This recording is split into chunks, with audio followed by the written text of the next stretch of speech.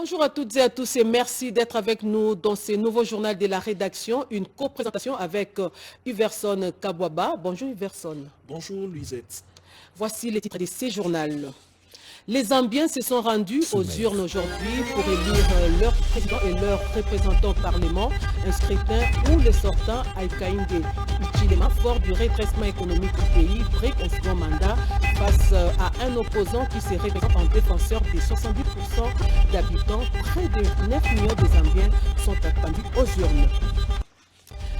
Célébration aujourd'hui de la journée mondiale des gauchers. Être gaucher n'est ni un pur avantage, ni un vrai défaut. C'est juste une façon d'être unique qui touche environ 10% des personnes dans un monde conçu pour les droitiers. Leurs gestes, certains y voient une contrainte, d'autres en fait une force. Nous irons à la rencontre de certains gauchers dans ce journal.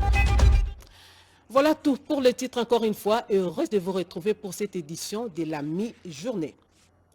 On commence par cette déclaration de la RDC au Conseil de sécurité des Nations Unies. La RDC a condamné toute forme de violence contre les populations civiles palestiniennes ainsi que tout acte de terrorisme. Elle a appelé toutes les parties à faire preuve de la plus grande retenue. Déclaration prononcée par l'ambassadeur Jocelyne Kabengele, représentante permanente adjointe auprès des Nations Unies. Écoutons-la. La RDC réaffirme son attachement aux 4 conventions de Genève de 1949 et le protocole additionnel de 1977 et 2005. La protection de la dignité humaine ne saurait être subordonnée aux considérations politiques, militaires ou géographiques. Alors que les perspectives d'une issue rapide au conflit demeurent incertaines, la République démocratique du Congo reste profondément préoccupée par la poursuite des hostilités et leurs conséquences humaines, politiques et sécuritaires. En effet, chaque jour supplémentaire de guerre emporte son lot de victimes, accentue les souffrances des populations civiles, alimente les fractures internationales et fait peser une menace persistante sur le maintien de la paix et de la sécurité internationale. Fidèle à la position constante qu'il défend au sein du Conseil de sécurité, mon pays reste convaincu qu'il ne peut y avoir de solution militaire à cette crise. En effet, plus le conflit se prolonge, plus les perspectives d'un règlement durable s'amenuisent. Seule une désescalade progressive, un engagement sincère des parties en faveur du dialogue et des efforts diplomatiques constants permettront d'ouvrir la voie à un cessez-le-feu qui est un préalable indispensable à une cessation définitive des hostilités et à une paix durable. Le gouvernement de mon pays estime qu'il est particulièrement important que notre débat d'aujourd'hui ne contribue pas à polariser davantage les positions. Il est conscient que ce conflit continue de susciter des appréciations, des lectures et des positions parfois profondément divergentes. Quels que soient les enjeux et les perceptions entourant cette crise, il est impératif de reconnaître une réalité incontestable. Le droit international humanitaire s'impose à toutes les parties et doit être appliqué en toutes circonstances. Je vous le disais en l'entame de ce journal, les Zambiens ont commencé à voter depuis ce matin pour élire leur président et leur représentant au Parlement. Un scrutin où le sortant HH, fort du redressement économique du pays, brigue un second mandat face à un opposant qui se présente en défenseur des 70% d'habitants. Retour en image sur les derniers réglages hier de ces élections avec Oscar Mbalkaïj. Dernière ligne droite pour l'élection présidentielle en Zambie. Les Zambiens vont donc voter ce jeudi 13 août 2026 pour élire leur président 5 ans après les sortants Hakainde Hichilema, surnommé HH, mise sur ses récents succès économiques pour l'emporter, même si leurs effets se font attendre sous les coûts de la vie et les chômages. Face à lui, Brian Mundubile, ancien allié de l'ex-président Edgar Lungu, paraît son principal rival après avoir uni une coalition de partis rivaux derrière sa candidature à la présidence de ces géants du cuivre historiquement proches de Pékin.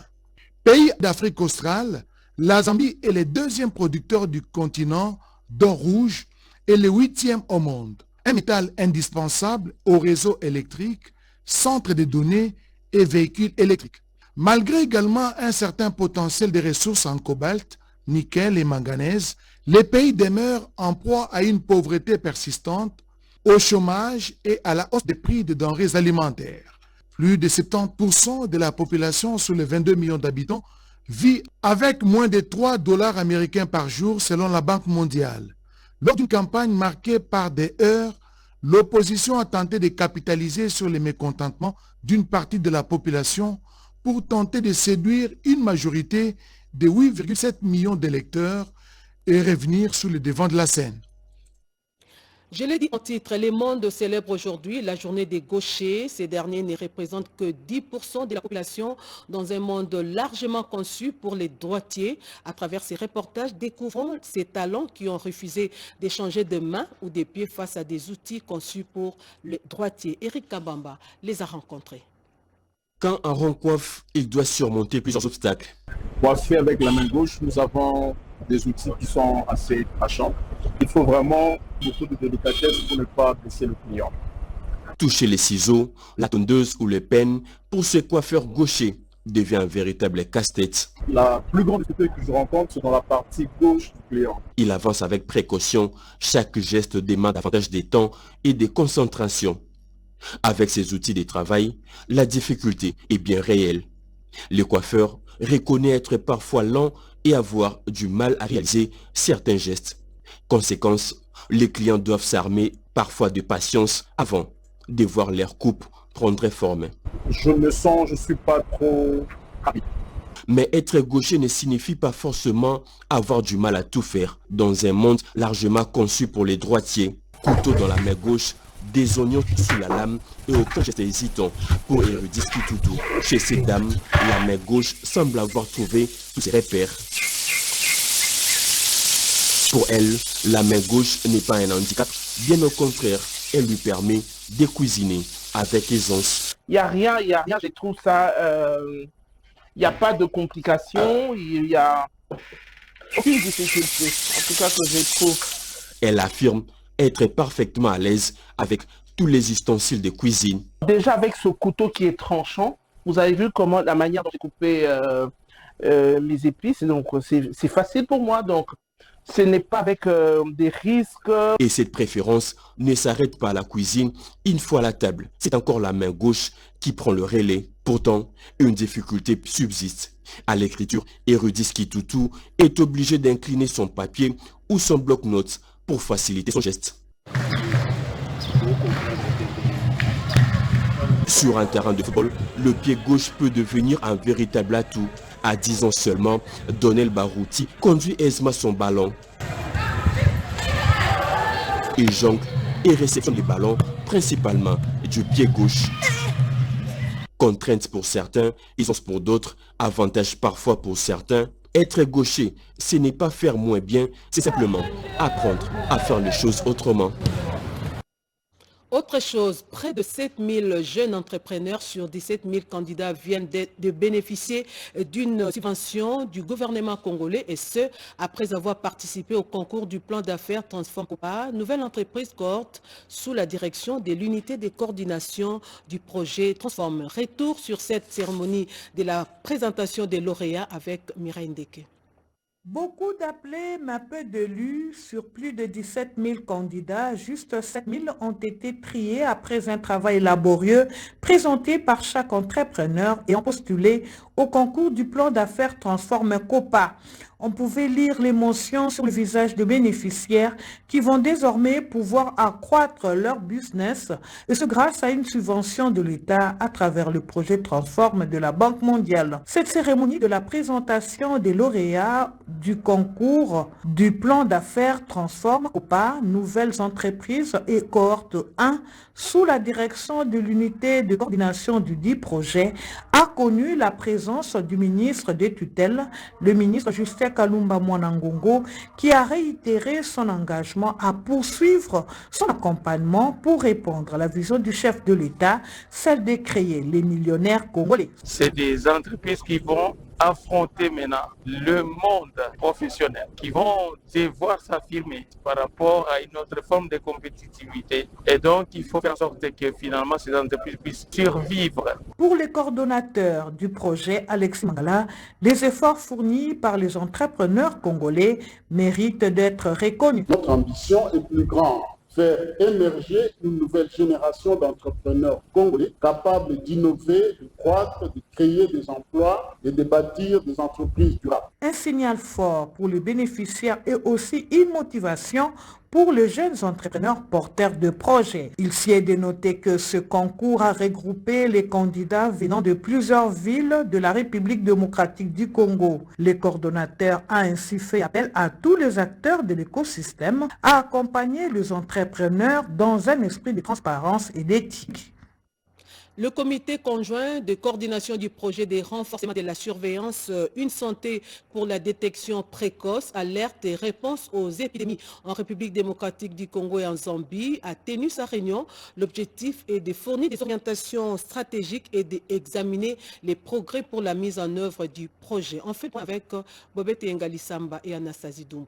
Surveillance efficace s'impose face aux défis sanitaires majeurs liés aux maladies émergentes et réémergentes et aux épisodes successifs de la maladie à virus Ebola au cours des dernières décennies en RDC. C'est dans ce cadre qu'il faut inscrire les projets de renforcement des capacités de la surveillance dénommé Une santé, un système capable de détecter le menace sanitaire et de déclencher rapidement les mécanismes de réponse. Grâce à l'utilisation du test de diagnostic rapide PIC-Navi Ebola, le Japon considère le renforcement de la sécurité sanitaire. À travers la JICA, le gouvernement japonais demeure fermement engagé à accompagner la RDC dans ses efforts de renforcement des capacités institutionnelles, techniques et scientifiques.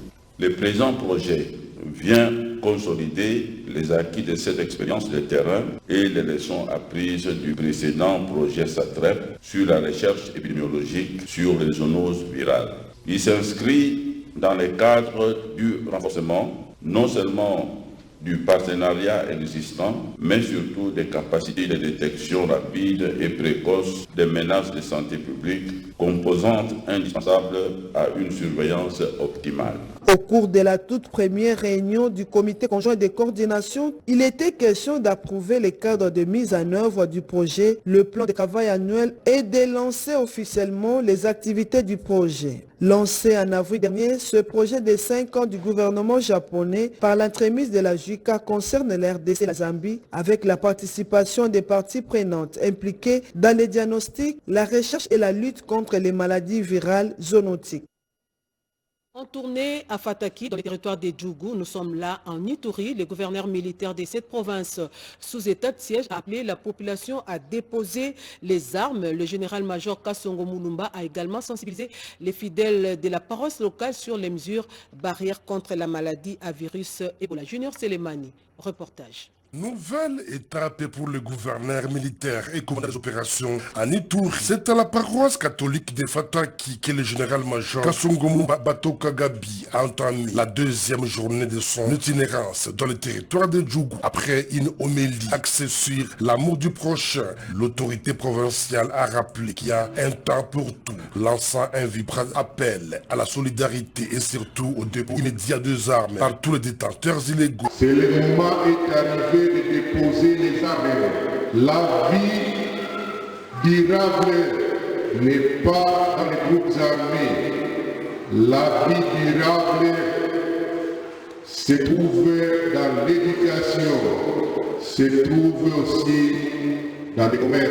Sur le plan sanitaire, le message est resté de mise. Le gouverneur militaire a insisté sur la nécessité d'observer scrupuleusement les mesures barrières. Cette épidémie, c'est une maladie grave, mais elle n'est pas fatale. Nous pouvons éviter cette maladie par les mesures de prévention d'hygiène, c'est-à-dire laver les mains régulièrement avec du savon. Le commandant des opérations s'est tour à tour entretenu avec le commandant de force de l'UPDF basé dans la zone ainsi qu'avec le représentant de la couche estudiantine du territoire de Djougou. Et pendant ces temps, le ministre national de l'Agriculture et Sécurité alimentaire, lui, séjourne au Kasaï, plus précisément à Chikapa. Sur place, Moïndo Nzangi s'est rendu sur les sites maraîchers et piscicoles de Kamayonga. D'autres détails avec Isidon Kaya. Le ministre national de l'Agriculture et Sécurité alimentaire, Moïndo Nzangi Boutondo, a foulé le sol de Chikapa mardi 11 août 2026.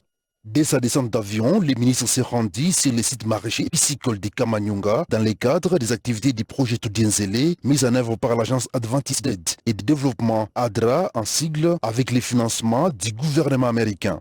Le ministre s'est dit émerveillé par la qualité des légumes et des poissons produits dans ces sites en un temps record. Il a promis de promouvoir et de dupliquer ces modèles dans d'autres provinces du pays. Je voulais moi particulièrement visiter ce projet Tudienzele parce que c'est un modèle unique qui nous permet un appui direct aux horticulteurs, c'est-à-dire qu'aux maraîchers autour de la ville de Tikapa et d'autres centres aussi. Cela nous permet aux gens de pouvoir diversifier leur alimentation et avoir une alimentation nutritionnelle équilibrée pour permettre aux gens de recouvrer leur santé.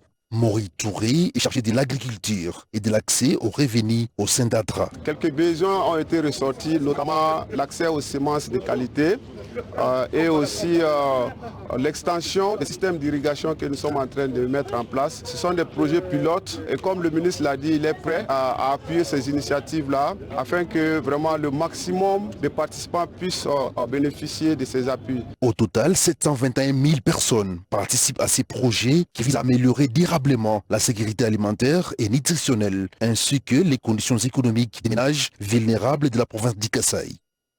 La participation de la femme au dialogue et à toutes les négociations sur la paix, sécurité et développement durable n'est ni une faveur, ni une simple représentation, mais plutôt une question des droits et des justices. Cette déclaration de la ministre du Genre, Famille et Enfants traduit la volonté de la femme congolaise à jouer son rôle d'actrice de développement, nous dit Rodé Panda. La participation de la femme au dialogue et à toutes les négociations sur la paix, sécurité et développement durable n'est ni une faveur, ni une simple représentation, mais plutôt une question de droit et de justice. Cette déclaration de la ministre du Genre, Famille et Enfants, faite ce mardi à Kinshasa à l'ouverture du Forum national des femmes pour la paix durable et inclusive, traduit la volonté de la femme congolaise à jouer son rôle et mission d'actrice de développement. Ces travaux visent l'amélioration du cahier des charges de la femme en vue de sa participation à tous les processus de négociation et dialogue. Chères femmes congolaises, le moment est venu de passer de la simple revendication de notre participation à l'organisation concrète de notre présence dans les mécanismes de paix. Organisé dans le cadre de la résolution 1325 du Conseil de sécurité des Nations Unies sur les femmes, paix et sécurité, la représentante de l'ONU Femmes a encouragé les femmes congolaises à aller toujours de l'avant. Nous travaillons vraiment de façon unie pour soutenir la participation et le leadership des femmes dans la mise en œuvre de la résolution 1325. Majoritairement présente à cette activité, la société civile a mis un accent sur le suivi des accords et engagements en amont et en aval de tout dialogue ou de toute négociation. Comment pouvons-nous continuer à parler de paix durable lorsque celle qui représente plus de la moitié de notre population reste insuffisamment représentée autour de la table où se décide de cette paix? La fin de ces 2 jours de travaux sera sanctionnée par un cahier de charges actualisé. Rendons-nous dans les Grands Bandundu où une délégation de notables de ces coins du pays a rencontré la vice-ministre de l'Intérieur, n'est-ce pas, Iverson Kabwa? Tout à fait, Louisette. L'Église catholique et les notables du Grand Bandundu remercient enfin le chef de l'État Félix-Antoine Tshisekedi Tshilombo pour la paix retrouvée dans les provinces de Mai-Ndombe, Kwilu et les Kwango. Ces remerciements a été transmis à la vice-ministre de l'Intérieur par le gouverneur du Kwango. Images et commentaires. Transmettre le message de remerciement de l'évêque de Kenge au chef de l'État Félix-Antoine Tshisekedi Tshilombo pour la paix retrouvée dans les Grands Bandundu, c'est la mission qui a conduit le gouverneur du Kwango, Willy Bitusila, auprès de la vice-ministre de l'Intérieur, Eugénie Tielakamba. L'hôte de la vice-ministre a indiqué être venu 8 jours seulement après avoir été mandaté par l'évêque du diocèse de Kenge, Jean-Pierre Kwambamba Massi, ainsi que par les notables du Kwango pour transmettre ces messages de remerciements à l'autorité. Satisfaite de ces messages de l'évêque de Kenge transmis par le gouverneur du Kwango, la vice-ministre de l'Intérieur, Eugénie Tielakamba, a promis de le transmettre à qui des droits. Une démarche qui traduit, selon elle, l'importance de consolider la paix retrouvée dans les grands Bandundu et de préserver les acquis de la stabilité dans cette partie du pays. En nouvelle dans ce journal, coup de frayeur cette nuit à la RTNC Olomami à 1h du matin, des agents civiques ont tenté de s'introduire dans la station provinciale. Ils ont cassé les vitres de la régie TV dans l'intention d'accomplir leur sale besogne grâce à la vigilance du technicien en poste nocturne et du policier commis à la sécurisation de la station. Les malfaiteurs ont pris la poudre des scampettes, bilan, dégâts matériels à déplorer. La direction de la station a saisi le ministre provincial des tutelles et le commandant ville de la police pour l'ouverture d'une enquête. En attendant, la RTNC Olomami a pris des dispositions idoines pour renforcer la sécurité des installations et lancer les travaux de réhabilitation. Nous y reviendrons avec détails dans nos prochaines éditions. Poursuivant ce journal, enseignement supérieur à l'ISPT Kinshasa, les étudiants en ingénierie ont défendu leur projet tutoré, une matinée qui a porté sur le rôle de l'ingénieur pédagogue dans le développement durable. Les détails avec Rodé Panda. C'était à l'occasion du lancement officiel de la série de présentations de projets tutorés comptant pour les premiers cycles LMD en ingénierie. Le directeur général de l'Institut supérieur pédagogique et technique de Kinshasa ISPTK, Albert Kabasele Yenga, a rappelé que l'objectif poursuivi par l'enseignement en sciences, technologiques et innovation est d'allumer le flambeau du génie créateur et de la réponse aux problèmes de la société et non pas remplir de connaissances théoriques. Vous êtes la 50e promotion qui présente la finesse de la science. Vous êtes en train de franchir la ligne d'arrivée du premier niveau. Je voudrais vous voir immédiatement au master pour détenir un papier compétitif. Vous devez poursuivre votre mission sans relâche. J'appelle le parent à ne pas se fatiguer. La licence LMD ne fait pas de vous un cadre universitaire. C'est le master LMD qui prépare à être des cadres dans les entreprises. Pour le professeur Richard Mavouela, secrétaire général à la recherche à l'ISPT Kinshasa, la vision du comité de gestion Albert Kabasele tournée vers une recherche-solution au travers des sciences techniques mérite d'être appropriée par la jeunesse. Pour cette institution d'enseignement supérieur, le développement de la RDC a plus besoin des ingénieurs et techniciens capables de transformer l'environnement par des actions concrètes. Plus de 100 jeunes de l'UDPS sont en formation à l'Académie de la social-démocratie, une initiative appuyée par la Fondation Friedrich Ebert pour renforcer les capacités politiques de la jeunesse du parti, nous dit Christine Lenzo dans ce reportage. Il s'agit de la jeunesse de l'UDPS qui est à l'école de la social-démocratie. C'est au cours de l'académie organisée par la Ligue des jeunes de l'UDPS, appuyée par la Fondation Friedrich Ebert, qui est une fondation politique allemande. C'est pour affermir ces jeunes sur des fondements et principes de la social-démocratie, des valeurs prônées par l'UDPS et par les partis politiques SPD, comme souligné par Yves Bunkoulou, président de la Ligue des jeunes. L'UDPS, qui est un parti social-démocrate, qui non seulement prend le valeur de la social-démocratie, notamment qui milite pour une économie sociale du marché ainsi qu'une justice sociale au sein de notre pays et partage aussi ses valeurs avec tous les partis sociaux-démocrates du monde, mais également avec la Fondation Friedrich Ebert. Ces valeurs seront aussi à la portée des Congolais pour servir de modèle. Occasion pour le secrétaire général Augustin Kabouya de donner quelques conseils aux apprenants pour mettre au profit de la nation les acquis de cette formation. Pour Constantin Grande de la Fondation Friedrich Ebert, le parti politique SPD a une grande histoire à partager avec l'UDPS avant de mentionner également quelques expériences de ces partis politiques socialistes.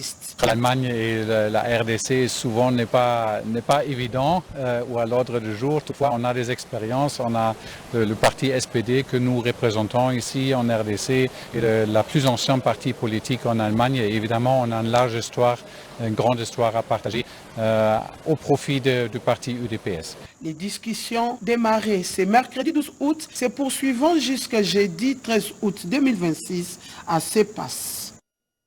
Alimé Téléfootball devient un outil de plaidoyer à travers une compétition sportive dénommée Tournoi Yaba Jeune.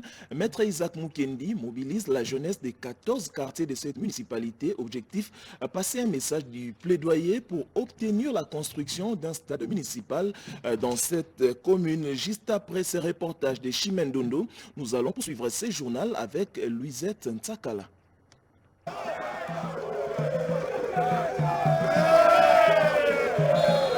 Dans la commune de Limete, le ballon a roulé. Mais le véritable match se joue désormais pour un stade. À travers le tournoi Yaba Jeune, Maître Isaac Mukendi mobilise le jeune de 14 quartiers autour du sport, de la cohésion et surtout d'un plaidoyer offrir à la municipalité son propre stade municipal. Pour passer du plaidoyer à l'action, la Fondation Isaac Mukendi annonce une pétition qui sera soumise aux habitants avant d'être dressée au chef de l'État Félix-Antoine Tshisekedi Tshilombo. Sur le terrain, Salongo a remporté le trophée face à Mombele. Mais au-delà du foot, Limete joue désormais un autre match, celui de son stade municipal. Et la suite de l'actualité avec vous, Louisette Ntsakala. Merci Iverson pour toutes ces informations. Et pour terminer, un mot de sport dans ce journal avec du judo. Jeunes filles et garçons se mesurent sur les tatamis du gymnase de judo des stades Tata Raphaël pour le compte de la 2e édition des judo vacances. Une compétition organisée sous la supervision de la Fédération nationale congolaise des judo. Jason Maele nous propose les résumés de la 3e journée.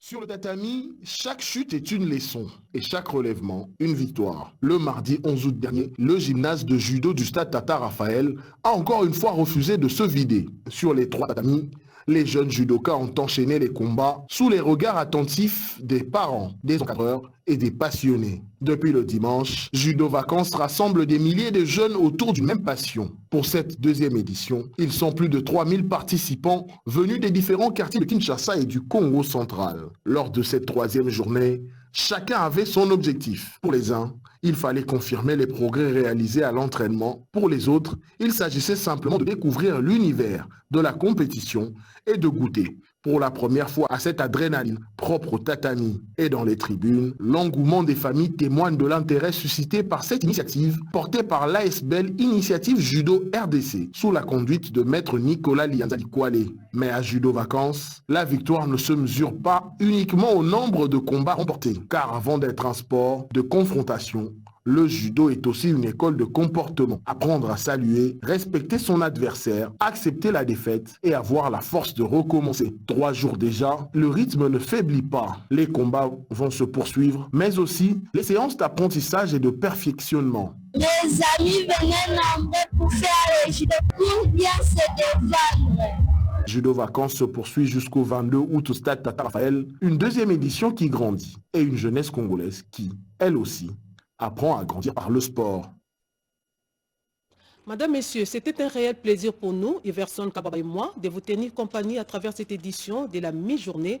Au nom de toute la grande équipe de 13h30, nous vous disons merci de nous avoir suivis. Merci pour votre confiance et fidélité à la télévision nationale congolaise. L'information revient à 19h et ce sera avec Marie Calon à la présentation. D'ici là, portez-vous bien et prenez soin de vous.